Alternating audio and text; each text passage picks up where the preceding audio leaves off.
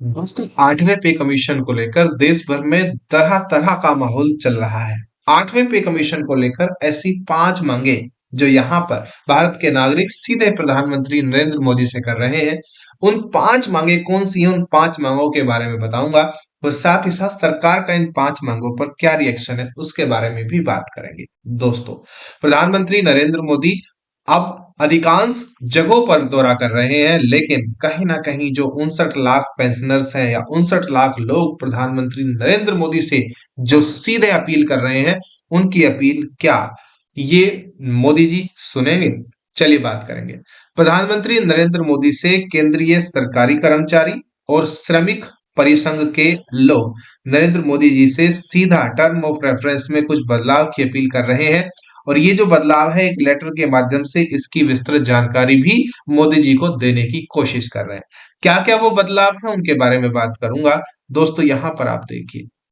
दोस्तों, केंद्रीय सरकार हाल फिलहाल में 8वें वेतन आयोग के लिए टर्म ऑफ रेफरेंस जारी कर चुकी है।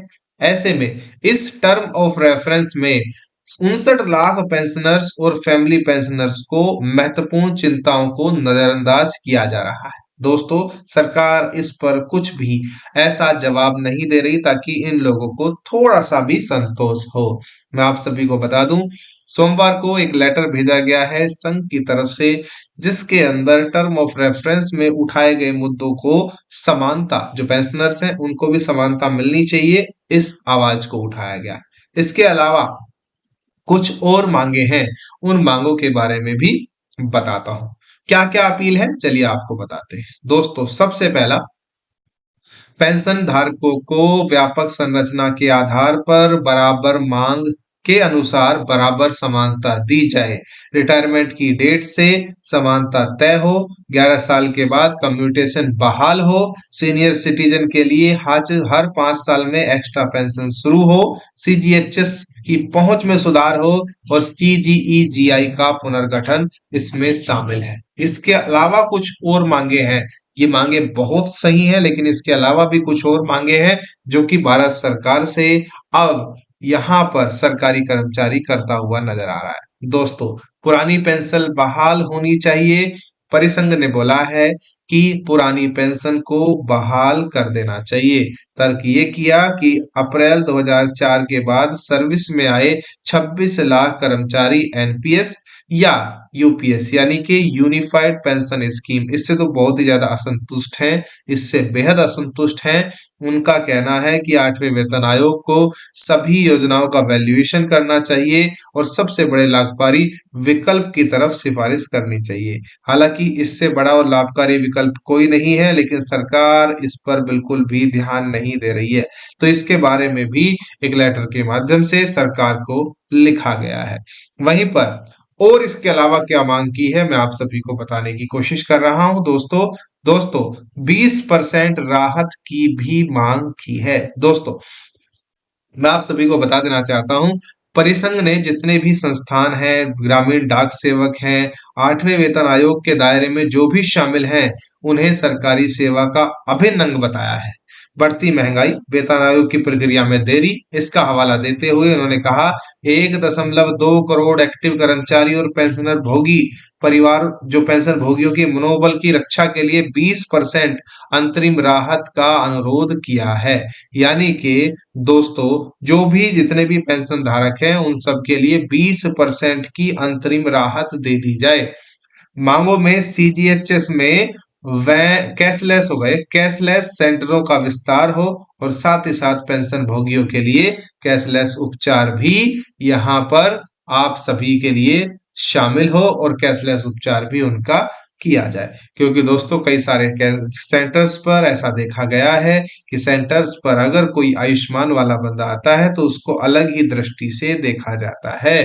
तो ये चीजें ना हो, इनका विस्तार करना चाहिए। और ये वेलनेस सेंटर है, इनका भी विस्तार किया जाना चाहिए। तो सरकार से ये बड़ी 5 मांगे आज सरकारी कर्मचारी कर रहा है।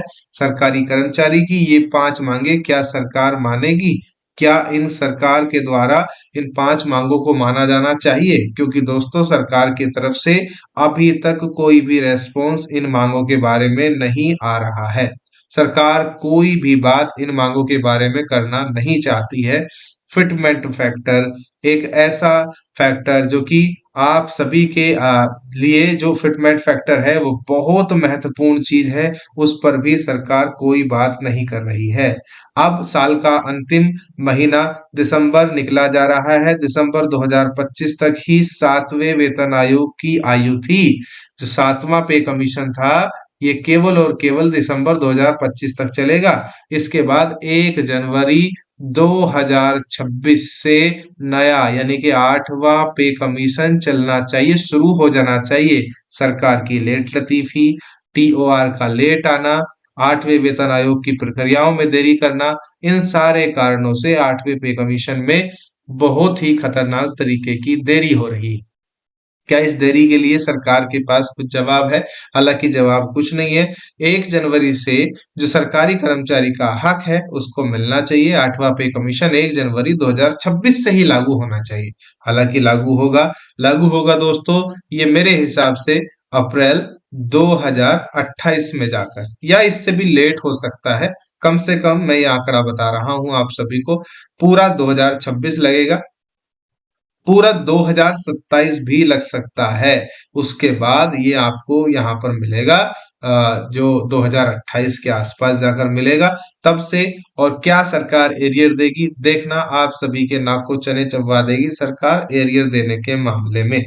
सरकार क्या करेगी क्या नहीं करेगी वो तो चलो आने वाला वक्त बताएगा, लेकिन हाल फिलहाल में इस तरह की जो चीजें हैं वो देखने को मिल रही हैं, सामने आ रही हैं।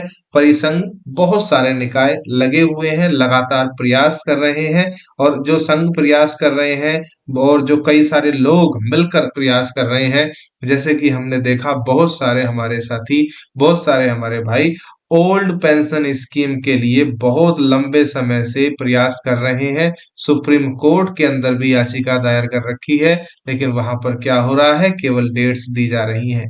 एक बार जीता हुआ केस सुप्रीम कोर्ट में चला गया और वहां पर केवल तारीखें मिल रही हैं। ओपीएस जैसे अब सपना सा लगता है।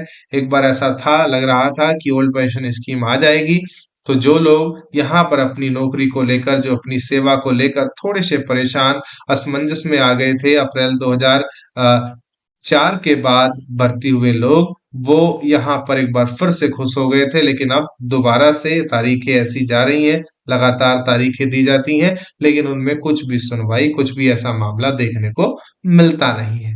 क्या होगा ओल्ड पे कमीशन का, क्या होगा 8वें वेतन आयोग का, इन 5 मांगों का क्या होगा, सीजीएचएस के वेलनेस सेंटर्स का क्या होगा, कैशलेस उपचार का क्या होगा, ये सारे सवाल आज भी सरकारी कर्मचारी सरकार से कर रहा है।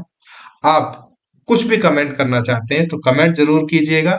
इस वीडियो को हो सकता है तो शेयर कर दीजिएगा, ताकि बहुत सारे लोगों तक ये वीडियो पहुंचे, और हो सकता है कोई बात हमारी सुन रहा हो। तो मैं एक आप सभी का मुद्दा उठाने की कोशिश की है।